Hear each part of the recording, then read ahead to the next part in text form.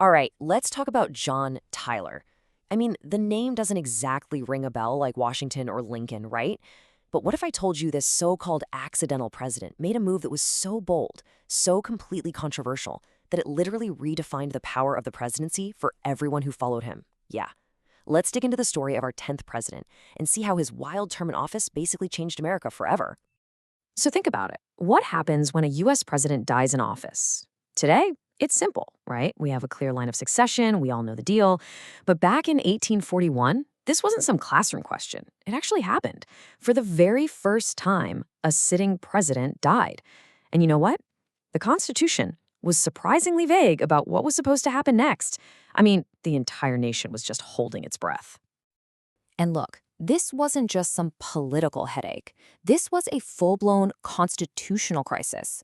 President William Henry Harrison's sudden death created this huge power vacuum, and it totally set the stage for one of the most important and, frankly, audacious assertions of executive power in American history. I mean, just look at how fast this all went down.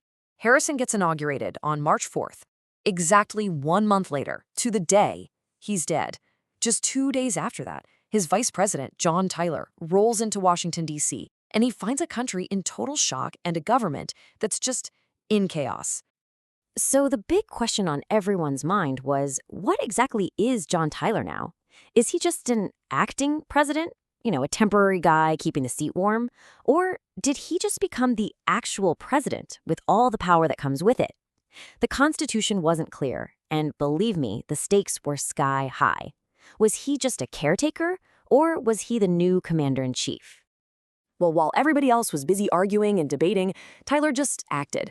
He made it crystal clear he wasn't acting president. He was the president, period. He took the oath, he moved into the White House, and he demanded every single power of the office.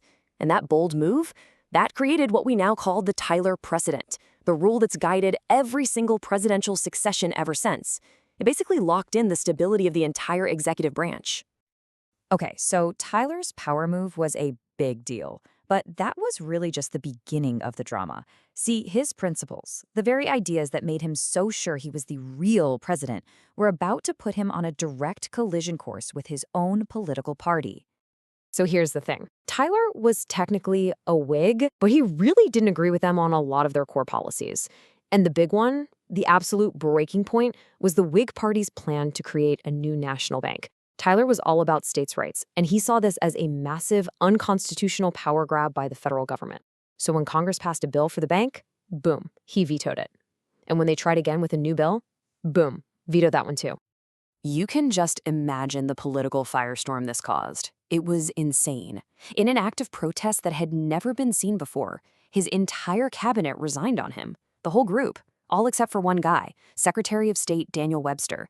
And he only stuck around because he was in the middle of these super important negotiations with Great Britain about the US-Canada border. I mean, if those talks failed, we could have ended up in another war. So just like that, overnight, Tyler was completely and totally alone. And if you think it couldn't get worse, oh, it did. In September 1841, the Whig Party made it official. They kicked him out, formally expelled him. So now John Tyler was literally a man without a party, a total political outcast who had to figure out how to run the country for the next 3 years, completely by himself. And this is where the story of John Tyler gets really interesting, kind of paradoxical, because even though he was a total outcast in Washington, he was actually surprisingly effective when it came to foreign policy. He was securing these huge wins on the world stage, but at the very same time, he was making moves that were pushing the country even deeper into division. So with Daniel Webster still by his side, he managed to negotiate the Webster-Ashburton Treaty. This was a huge deal. It finally settled that nagging border dispute with Canada and probably prevented a third war with Great Britain. Not only that, but he also got the Treaty of Wangya done. This was a landmark agreement that opened up incredibly valuable trade with China, something that would shape America's relationship with Asia for, well, decades. But Tyler's biggest pet project by far was the annexation of Texas. He was a huge believer in westward expansion, manifest destiny and all that. And he pushed for this hard.